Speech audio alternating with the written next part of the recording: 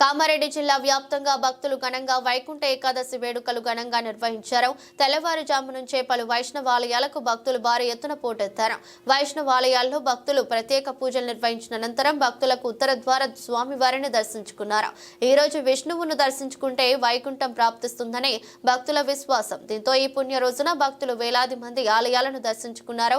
జిల్లా కేంద్రంలోని గోపాలస్వామి రోడ్లో గల ఆలయంలో స్వామివారిని దర్శనం చేసుకునేందుకు సుమారు కిలోమీటర్ల మేర క్యూ లైన్ లో నిలబడ్డారు. భక్తులతో ఆలయాలు కిటకిటలాడాయి.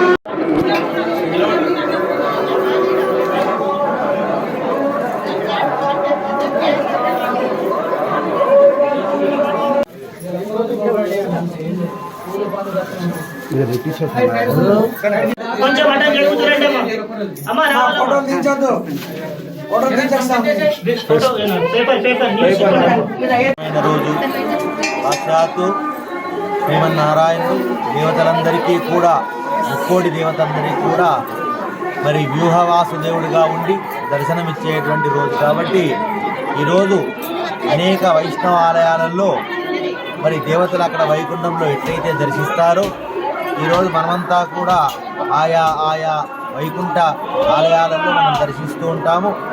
ఈ దర్శనం పుణ్య విశేషం చేత మోక్షం అంటే సాక్షాత్తు వైకుంఠనాథుని యొక్క సన్నిధానానికి చేరడం అన్నట్టు. అంటే జీవితంలో ఎవరైనా కూడా కోరుకునేటువంటిది అదే, అంటే మోక్షమే పొందాలని. ఆయా లోకాలలో పోకుండా చక్కగా మోక్షస్థానానికి పోవాలని కోరుకుంటాడు. కాబట్టి ఈరోజు ఎవరైనా కూడా శ్రీ వైష్ణవాలయాలలో ఉండేటువంటి విష్ణుమూర్తిని దర్శిస్తే వాళ్ళకు తప్పకుండా మోక్షం కలుగుతుందని, మళ్ళీ దానాలు ధర్మాలు విశేషమైన ఫలాన్ని ఇస్తాయని వేదాలు పురాణాలు ఇతిహాసాలు అందరూ కూడా చెప్పినారు. కాబట్టి ఈరోజు మన ప్రాంతంలో ఉండేటువంటి ఈ రుక్మిణీ సత్యభామ సమేత శ్రీ వేణుగోపాల స్వామి ఆలయం చాలా పురాతనమైనటువంటిది. అంటే దాదాపుగా 300 సంవత్సరాల ఆలయం. కాబట్టి ఇటువంటి ఆలయాన్ని వేల మంది భక్తులు ఉదయం నుంచి సాయంకాలం వరకు దర్శించుకుంటున్నారు. వారికి కూడా స్వామి అనుగ్రహం సంపూర్ణంగా కలగాలని కోరుతూ ఉన్నారు.